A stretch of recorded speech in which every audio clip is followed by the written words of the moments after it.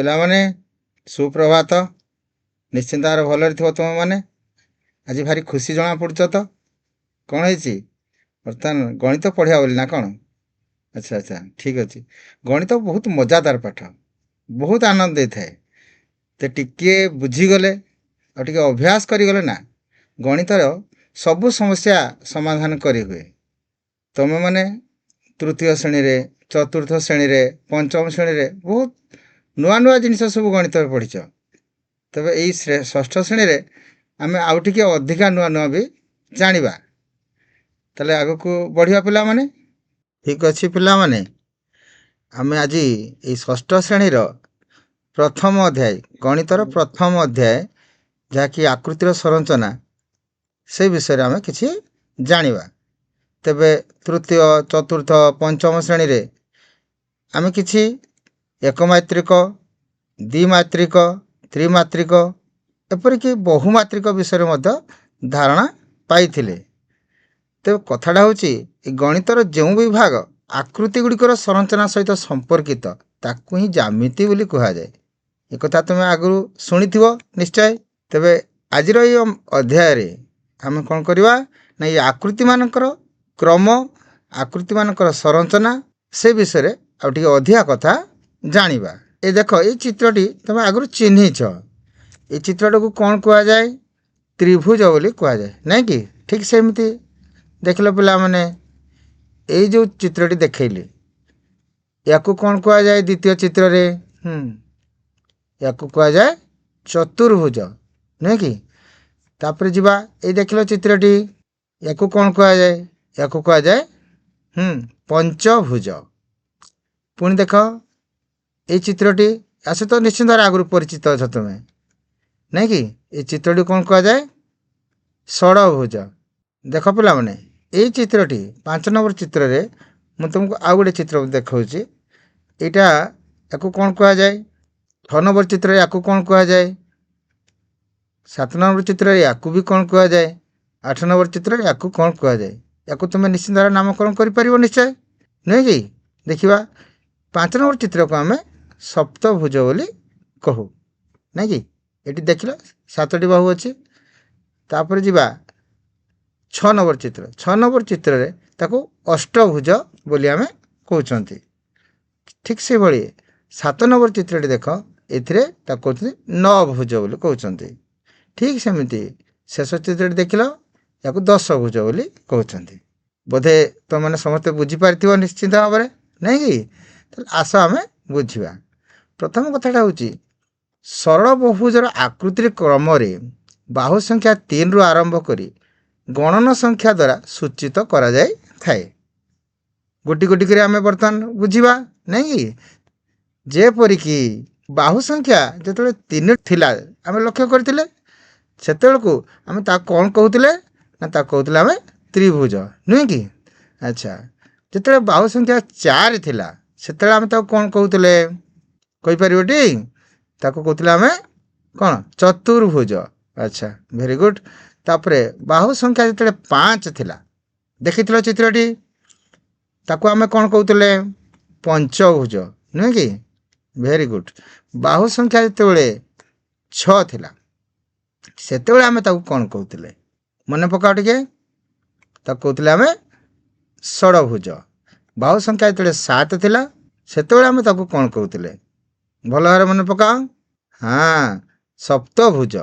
ତାପରେ ବାହୁ ସଂଖ୍ୟା ଯେତେବେଳେ 8 ସେତେବେଳେ ଆମେ କ'ଣ କହୁଥିଲେ? ଆମେ ତାକୁ କହୁଥିଲେ ଆମେ ଅଷ୍ଟଭୁଜ। ବହୁତ ସୁନ୍ଦର ଉତ୍ତର। ତାପରେ ବାହୁ ସଂଖ୍ୟା ଯେତେବେଳେ 9 ସେତେବେଳେ ଆମେ ତାକୁ କ'ଣ କହୁଥିଲେ? ନଅଭୁଜ। ଯେତେବେଳେ ବାହୁ ସଂଖ୍ୟା 10 ଥାଏ ସେତେବେଳେ ଆମେ ତାକୁ କ'ଣ କହିବା? ତାକୁ କହିବା ଦଶଭୁଜ। ବହୁତ ସୁନ୍ଦର ଉତ୍ତର ତୁମମାନେ ସବୁ ଦେଇଛ। ଏବେ ଆଉ ଟିକେ ଆଗକୁ ବଢ଼ିବା। ତେବେ ଯାହା ଯାହା ଆମେ ଦେଖିଲେ, ଯେଉଁ ଯେଉଁ ଚିତ୍ର ଆମେ ସବୁ ଦେଖିଥିଲେ ସେ ଚିତ୍ର ଗୁଡ଼ିକୁ ବର୍ତ୍ତମାନ ଦେଖାଇ ଦେଇଛି। ଦେଖ, ପ୍ରଥମ ଚିତ୍ରଟି ତ୍ରିଭୁଜ, ଦ୍ୱିତୀୟ ଚିତ୍ରଟି ତାକୁ ଆମେ କହୁଛନ୍ତି ଚତୁର୍ଭୁଜ, ତୃତୀୟ ଚିତ୍ରଟି ଦେଖ ପଞ୍ଚଭୁଜ, ତାପରେ ସେହି କ୍ରମରେ ଷଡ଼ଭୁଜ, ସପ୍ତଭୁଜ, ଅଷ୍ଟଭୁଜ, ନଅଭୁଜ, ଦଶଭୁଜ।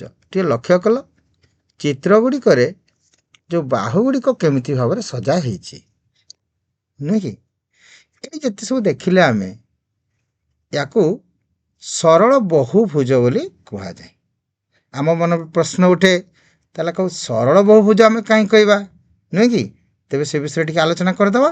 ସରଳ ବହୁଭୁଜ ବୋଲି ତାକୁ କାହିଁକି କହିବା? ସରଳ ଶବ୍ଦଟି ସୂଚିତ କରେ କି ଏହି ଆକୃତି ଗୁଡ଼ିକର ବାହୁଗୁଡ଼ିକ ସମାନ ଦୈର୍ଘ୍ୟ ବିଶିଷ୍ଟ ଏବଂ କୋଣ ଗୁଡ଼ିକ ମଧ୍ୟ ସମାନ ଦେଖାଯାଏ। ବୁଝିଲ ପିଲାମାନେ? ସେଥିପାଇଁ ତାକୁ ସରଳ ବହୁଭୁଜ ବୋଲି କୁହନ୍ତି।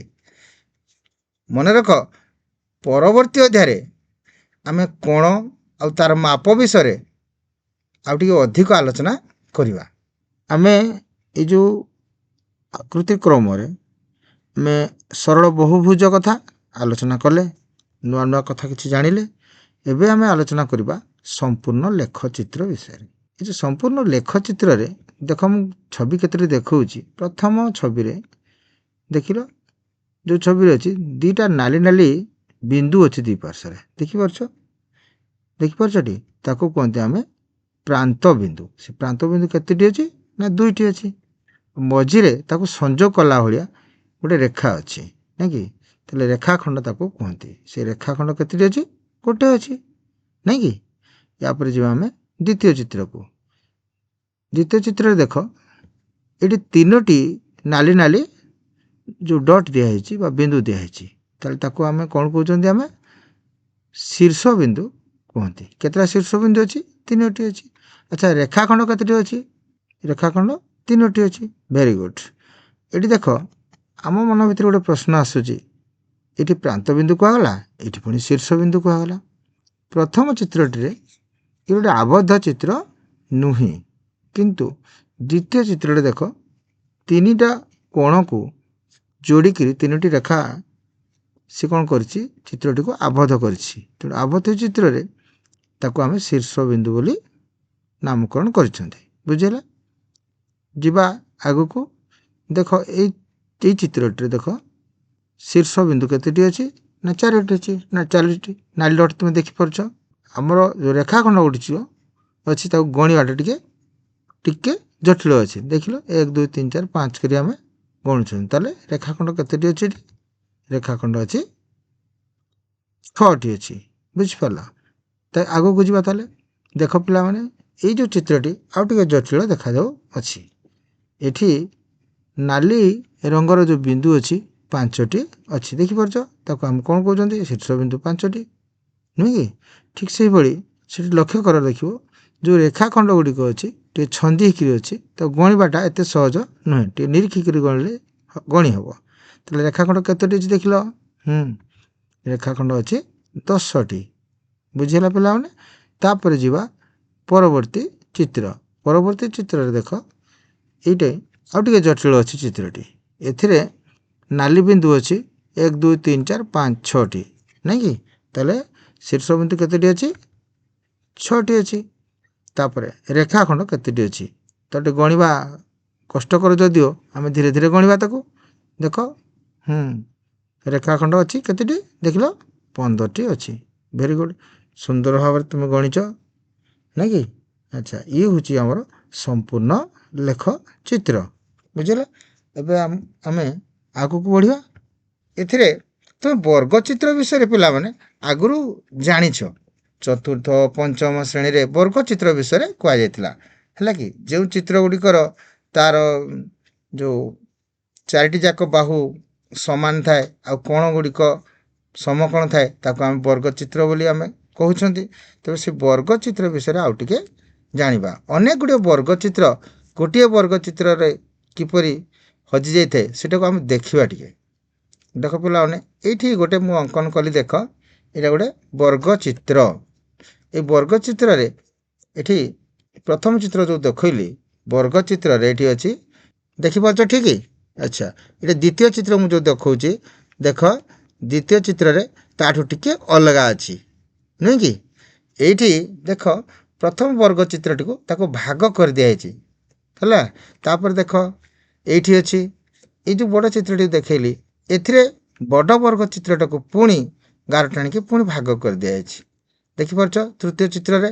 ସେମିତି ଚତୁର୍ଥ ଚିତ୍ରରେ ଦେଖ, ଏଇଠି ଆହୁରି ମଧ୍ୟ ଭାଗ କରି ଦିଆଯାଇଛି, ଛୋଟ ଛୋଟ ବର୍ଗ ଚିତ୍ରରେ ତାକୁ ଭାଗ କରାଯାଇଛି। ସେମିତି ଆଉ ଟିକେ ବଡ଼ ଦେଖିଲ, ଏଠି ସେମିତି ଆହୁରି ଛୋଟ ଛୋଟ ସବୁ ବର୍ଗ ଚିତ୍ରରେ ଭାଗ କରି ଦିଆଯାଇ ଅଛି। ବୁଝିପାରିଲ ପିଲାମାନେ? ତାହେଲେ ବର୍ତ୍ତମାନ ଏଇଠି ଦେଖ, ପ୍ରଥମ ବର୍ଗ ଚିତ୍ରଟି ସେଇଥିରେ ଗୋଟିଏ ମାତ୍ର ବର୍ଗ ଚିତ୍ର ଅଛି ତା ଭିତରେ। ତାପରେ ଦେଖିବା ଦ୍ୱିତୀୟ ଚିତ୍ରରେ କେତୋଟି ବର୍ଗ ଚିତ୍ର ଅଛି, ନାଇଁ କି? ଗଣିପାରିବା ଆମେ। ଏଠି ଗଣି ଦେଖିଲ କେତୋଟି ଅଛି? 5ଟି ବର୍ଗ ଚିତ୍ର ଅଛି। ଛୋଟ ଛୋଟ 4ଟି ବର୍ଗ ଚିତ୍ର ଆଉ ସମୁଦାୟ ସିଏ ଗୋଟେ ବଡ଼ ବର୍ଗ ଚିତ୍ର, ମିଶି କେତେଟା? 5ଟି। ଏମିତି ଅନ୍ୟ ଗୁଡ଼ିଏ ମଧ୍ୟ ଆମେ ଗଣିପାରିବା। ଗଣିପାରିବା କି ନାହିଁ? ଗଣିପାରିବା। ଧୀରେ ଧୀରେ ଗଣ, ଦେଖିବ ଏଠି ଅଛି କେତୋଟି? ନା 14ଟି ବର୍ଗ ଚିତ୍ର। ଧୀର ସ୍ଥିର ଭାବରେ ଗଣିଲେ ସବୁ ଗଣି ହେବ। ତାପରେ ଯିବା ଚତୁର୍ଥ ଚିତ୍ରରେ। ଚତୁର୍ଥ ଚିତ୍ରରେ ଦେଖ, ଏଇଠି ଚାରିକୋଣରେ 4ଟା ଲେଖାଏଁ ଛୋଟ ଛୋଟ ବର୍ଗ ଚିତ୍ରକୁ ମିଶିକି ମଧ୍ୟ ଗୋଟେ ଗୋଟେ ବଡ଼ ବଡ଼ ବର୍ଗ ଚିତ୍ର ହେଇଛି। ଏମିତି ମଝିରେ ମଧ୍ୟ ଗୋଟେ ବଡ଼ ବର୍ଗ ଚିତ୍ର ହେଇଛି, ଆଉ ସମୁଦାୟ ଛୋଟ ଛୋଟ ବର୍ଗ ଚିତ୍ରକୁ ମିଶିକିରି ମଧ୍ୟ ଗୋଟେ ବଡ଼ ବର୍ଗ ଚିତ୍ର ହେଇଛି। ଏମିତି ଅନେକ ଗୁଡ଼ିଏ ବର୍ଗ ଚିତ୍ର ଆମେ ସେଥିରେ ଦେଖିପାରିବା। ସମୁଦାୟ ତାହେଲେ କେତେଟି ଅଛି? ନା 30ଟି ବର୍ଗ ଚିତ୍ର ଅଛି, ନୁହେଁ କି? ଏଇ ଦେଖ ପଞ୍ଚମ ଚିତ୍ରଟିରେ ଏଇଠି ଗଣିବା ଏତେଟା ସହଜ ନୁହେଁ। ତାକୁ ସ୍ଥିର ମସ୍ତିଷ୍କ ନହେଲେ ତୁମେ ଗଣିପାରିବନି। ଦେଖ, ତାକୁ ଧୀରେ ଧୀରେ ଗଣ, ଦେଖିବ ନିଶ୍ଚିନ୍ତ ଭାବରେ ତୁମେ ଠିକ୍ ସଂଖ୍ୟାଟି ପାଇଯିବ। ଏଥିରେ ଦେଖ ଅନେକ ଗୁଡ଼ିଏ ବର୍ଗ ଚିତ୍ର ତା ଭିତରେ, ବଡ଼ ବର୍ଗ ଚିତ୍ର ଭିତରେ ଲୁଚିକିରି ରହିଛି। ନିଶ୍ଚିନ୍ତ ଭାବରେ ନିରୀକ୍ଷଣ କଲେ ଜଣା ପଡ଼ିବ। ତାହେଲେ ଗଣିବା ଆମେ 1 2 କରି। ଠିକ୍ ଅଛି? ଆଚ୍ଛା, ଭେରି ଗୁଡ୍। ତାହେଲେ ଏଥିରେ କେତୋଟି ହେଲା? ନା ଏଥିରେ ସମୁଦାୟ ହେଇଛି 55ଟି ବର୍ଗ ଚିତ୍ର। ଭେରି ଗୁଡ୍, ବହୁତ ସୁନ୍ଦର ଭାବରେ ତୁମେ ବୁଝିଛ। ତାହେଲେ ଏଇ ସବୁ ଗୁଡ଼ିକ ଆମେ କହୁଛନ୍ତି ଅନେକ ଗୁଡ଼ିଏ ବର୍ଗ ଚିତ୍ର। ତେବେ ଆଉ ଟିକେ ଆଗକୁ ବଢ଼ିବା ଆମେ ପରବର୍ତ୍ତୀ ପାଠରେ, ଆହୁରି ନୂଆ ନୂଆ କଥା କେତେ ଜାଣିବା, ନୁହେଁ କି? ଦେଖ ପିଲାମାନେ, ତ୍ରିଭୁଜ ବର୍ଗ ଚିତ୍ର କଥା ଆମେ ଆଲୋଚନା କଲେ, ଏବେ ତ୍ରିଭୁଜ ବିଷୟରେ ଆଲୋଚନା କରିବା। ଗୋଟିଏ ତ୍ରିଭୁଜ, ଆହୁରି ଗୋଟିଏ ତ୍ରିଭୁଜ ଭିତରେ ଆହୁରି ମଧ୍ୟ ତ୍ରିଭୁଜ ରହିପାରିବ। ସେମିତି ଆମେ ଗାର ଟାଣି ଯୋଡ଼ିଦେଲେ ଆହୁରି ଛୋଟ ଛୋଟ ତ୍ରିଭୁଜ ହେଇପାରିବ, ନାଇଁ କି? ସେମିତି କିଛି ଚିତ୍ର ମୁଁ ତୁମକୁ ଦେଖେଇବି, ନାଇଁ କି? ତାହେଲେ ସେ ବିଷୟରେ ଦେଖିବା। ଦେଖ ପିଲାମାନେ, ଏଠି ମୁଁ ଗୋଟିଏ ତ୍ରିଭୁଜ ଦେଖାଉଛି, ନାଇଁ କି? ଗୋଟିଏ ତ୍ରିଭୁଜ ଅଛି ନା ନାହିଁ? ଗୋଟେ ହିଁ ତ୍ରିଭୁଜ ଅଛି। ଆଚ୍ଛା, ଦେଖ ପିଲାମାନେ ଆଗକୁ ଯିବା। ଏଇଠି ଦେଖ, ଏଇ ଚିତ୍ରଟି ଦେଖ, ବଡ଼ ଚିତ୍ରଟି ଗୋଟେ ତ୍ରିଭୁଜ, ନୁହେଁ କି? ତା ଭିତରେ ଛୋଟ ଛୋଟ ଗାର ସବୁ ଟଣା ହେଇଛି। ତା ଭିତରେ ଆହୁରି ଛୋଟ ଛୋଟ ତ୍ରିଭୁଜ ମଧ୍ୟ ତା ଦେହରେ ଲୁଚି ରହିଛି। ଆମେ ନିରୀକ୍ଷଣ କଲେ ଜଣା ପଡ଼ିବ, ନୁହେଁ କି? ତାହେଲେ ଏଇଠି ଦେଖିବା କେତୋଟି? 1 ଗୋଟେ ଆସିଲା।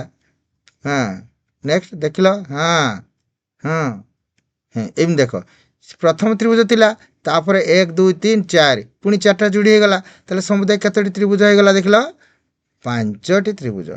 ବେଶ ବଢ଼ିଆ ଉତ୍ତର ଦେଇଛ। ନେକ୍ସଟ ଦେଖ, ଏଇ ଯେଉଁ ବଡ଼ ତ୍ରିଭୁଜଟା ଭିତରେ ଦେଖ ଆହୁରି କେତେ ଛୋଟ ଛୋଟ ତ୍ରିଭୁଜ ତା ଭିତରେ ଲୁଚିକିରି ରହିଛି। ତ ଗୋଟି ଗୋଟିକିରି ଆମେ ଗଣିପାରିବା, ନାଇଁ କି? ଏମିତି ବିଭାଜନ କରି ମଧ୍ୟ ଆମେ ଛୋଟ ଛୋଟ ତ୍ରିଭୁଜ ତା ଭିତରେ ରଖିପାରିବା, ନା ନାଇଁ? ଆମେ ଗୋଟେ ଗୋଟେ ଗଣିବା, ଦେଖିବା। 1 2 3 4 5 6, ଏମିତି ଗଣି ଚାଲ। କେତୋଟି ହେଲା? 13ଟି ତ୍ରିଭୁଜ ହେଲା, ନାଇଁ? ଦେଖିଲ ଆଉ ଗୋଟେ ଦେଖ, ତାଠୁ ଟିକେ ବଡ଼, ଏଥିରେ ମଧ୍ୟ ତ୍ରିଭୁଜ ଭିତରେ ଆହୁରି ଛୋଟ ଛୋଟ ଛୋଟ ଛୋଟ ତ୍ରିଭୁଜ ଅଛି, ନାଇଁ କି? ୟାକୁ ମଧ୍ୟ ଆମେ ଗଣିପାରିବା 1 2 କରି। ଦେଖିଲ, 1 2 3 4 5 6 7 8 9 10 11 12, ଏମିତି କରି ଗଣି ପାରିବା। ତାହେଲେ ସମୁଦାୟ କେତୋଟି ହେଲା? ଏଠି ଅଛି 27ଟି ତ୍ରିଭୁଜ। କାହିଁକିନା ବେଳେବେଳେ ଦେଖ ଏ କୋଣରେ ସେ କୋଣରେ ମିଶିକି 4ଟି ଲେଖାଏଁ ତ୍ରିଭୁଜକୁ ମିଶେଇକିରି ମଧ୍ୟ ଗୋଟେ ଗୋଟେ ତ୍ରିଭୁଜ ହେଇଯାଇଛି। ଦେଖ, ଲକ୍ଷ୍ୟ କର, ଟିକେ ନିରୀକ୍ଷଣ କରିବ। ତାପରେ ଦେଖିବା ବଡ଼ ତ୍ରିଭୁଜଟି, ଦେଖିବା ଏଠି। ଏଠି ମଧ୍ୟ ସେଇ ଠିକ୍ ସେଇ ଅନୁରୂପ ହେଇଛି। ନା ବହୁତ ଗୁଡ଼ିଏ ତ୍ରିଭୁଜ ଛୋଟ ଛୋଟ ଅଛି, ତା ଭିତରେ ବଡ଼ ତ୍ରିଭୁଜଟି ତିଆରି ହେଇଛି। ଦେଖିପାରୁଛ, ନାଇଁ କି? 1 2 3 4 5 6, ଦେଖ। ଏଇ ପ୍ରକାର ଭାବରେ ଅନେକ ଗୁଡ଼ିଏ ତ୍ରିଭୁଜ ତାକୁ ମିଶିକିରି ଗୋଟେ ବଡ଼ ତ୍ରିଭୁଜ ହେଇଛି। ବା ଏମିତି କହିବା ପାଇଁ ଗଲେ, ଆମେ ବଡ଼ ତ୍ରିଭୁଜ ମଝିରେ ଆମେ ଗାର ଟାଣି ତାକୁ ଛୋଟ ଛୋଟ ଛୋଟ ଛୋଟ ତ୍ରିଭୁଜରେ ଆମେ ବିଭକ୍ତ ମଧ୍ୟ କରିଛନ୍ତି, ନାଇଁ କି? ତାହେଲେ ସମୁଦାୟ କେତୋଟି ହେଲା? 48ଟି ତ୍ରିଭୁଜ। ବେଶ ବହୁତ ସୁନ୍ଦର ଭାବରେ ତୁମେ ବୁଝିଛ, ବଢ଼ିଆ ଉତ୍ତର ବି ଦେଲ। ତେବେ ଆଉ ଗୋଟେ ନୂଆ ଜିନିଷ ମଧ୍ୟ ଆ ଭିତରେ ଅଛି। ଆମେ ଦେଖିବା ଏଇ ଅନେକ ଗୁଡ଼ିଏ ତ୍ରିଭୁଜ ପରେ ପରେ ଆମେ ଆଗକୁ ଟିକେ ବଢ଼ିବା। ଦେଖ ପିଲାମାନେ, କଚ୍ ତୁଷାରକଣା ବିଷୟରେ। ତୁଷାରକଣା କ୍ରମରେ ଗୋଟେ ଆକୃତିରୁ ପରବର୍ତ୍ତୀ ଆକୃତି ପାଇବା ପାଇଁ प्रत्येक रेखाखंड को एक गति अवरोध उठाणी हम्प्स पिला देखो तुम्हें देख लो चित्र देखा हम्प्स भाया ना। अच्छा हम्प्स द्वारा बदल जाए जेहेतु परवर्ती आकृति गुड़िक अधिकरू अधिक करा जाए परिवर्तित आकृति गुड़िक अति क्षुद्र क्षुद्रतर होता है जी बढ़ी बढ़ी बढ़ी बढ़ी जीव हम्प्सर संख्या आकृति सेमती छोट छोट हो आम कागज तो बढ़ी बढ़ी जाऊ नहीं बुझल कि पिलाने तेणु जी आम चित्र को बड़ बड़ करके नवा से हम्प्स गुड़िक आहरी छोट छोट हो रेखाखंड भी आहरी छोट छोट हो देखा सेमती किसी उदाहरण मुझे तुमको देखी ताले ये कच्छ तुषारकणा विषय बर्तमान आम गोटे गोटे देखा देख ये चित्र देखिपार यहाँ को पूर्व पाठर मुझे कहती त्रिभुज भाया देखा त्रिभुज ना। अच्छा ठीक अच्छे त्रिभुज देख लो या कहते तुषारकणा एक देख लो ये आगुरी आम पढ़ी ना नहीं। अच्छा एते अच्छी रेखा केते अच्छी रेखाखंड 3टा अच्छी से 3 कण तमती हम्प्स भाया अच्छी कौन करवा पुणी आउ थे देखा परवर्ती चित्र देख लो से हम्प्स सब तैयारी देखिपार।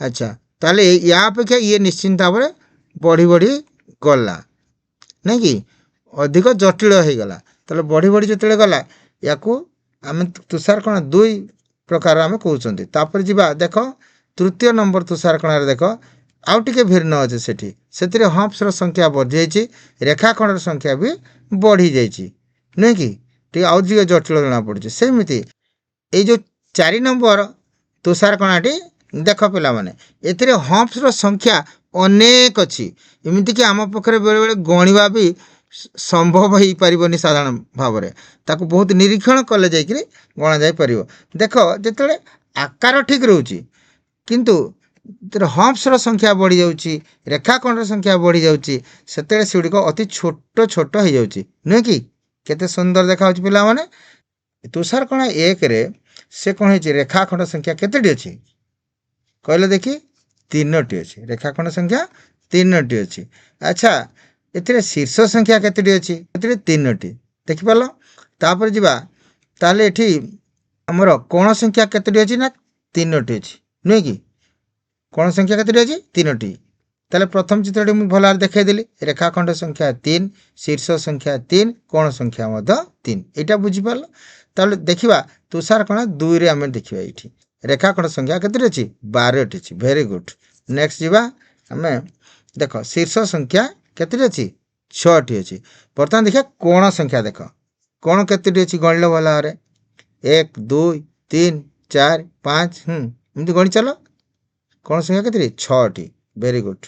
तापर जीवा आग को देख पिला माने एठी आउ टिके जटिल जना पड़ुची अनेक गुड़े कुंचन ये अच्छी हम्प्स अनेक अच्छी नहीं कि लक्ष्य कर पार्थ तुम्हें हम्प्स रे जिते हम्प्स होती कोण 3 रोचे नहीं कि ताले बर्तमान आम कहीपर आम रेखाखंड संख्या केतटी अच्छी रेखाखंड संख्या केतटी अच्छी 48टी अच्छी। अच्छा ठीक अच्छे ताले आग को बढ़िया आम बर्तमान बर्तमान आम कोण भी देखा आउ शीर्ष भी देखा नहीं कि शीर्ष संख्या केतटी अच्छी देखा केतटी अच्छी ना 18टी अच्छी वेरी गुड।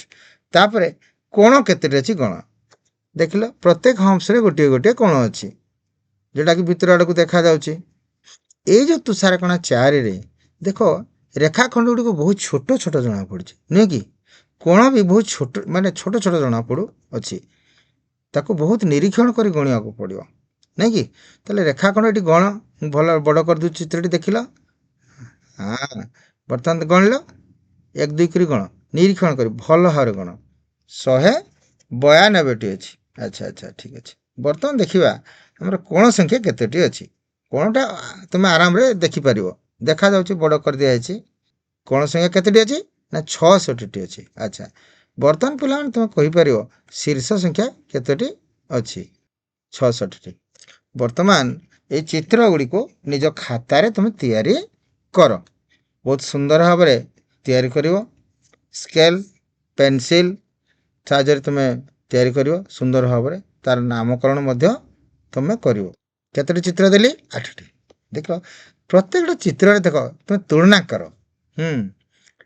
यार बाहु संख्या केतटी अच्छी तार बाहु संख्या केतटी अच्छी यार बाहु संख्या केतटी तार बाहु संख्या केतटी देख निश्चिंत भाव टे कम बेसी थी नहीं कि से बाहु संख्या अनुसार ତାକୁ ଆମେ ଗୋଟେ କ୍ରମରେ ସଜେଇବା। ତୁମେ ସବୁ ଜାଣିଛ, ତୁମେ ପିଲାମାନେ ଆମେ ଯେମିତି ସଂଖ୍ୟା ସଜାନ୍ତି 1 2 3 4 5 ଊର୍ଦ୍ଧ୍ୱ କ୍ରମରେ, ଠିକ୍ ସେମିତି କ୍ରମରେ ଯେମିତି ସଜାନ୍ତି, ସେଠି ବାହୁ ସଂଖ୍ୟା ଅନୁସାରେ ଏଇ ଚିତ୍ର ଗୁଡ଼ିକୁ ଆମେ କ୍ରମରେ ସଜେଇବା। କଥାଟା ବୁଝିଲା?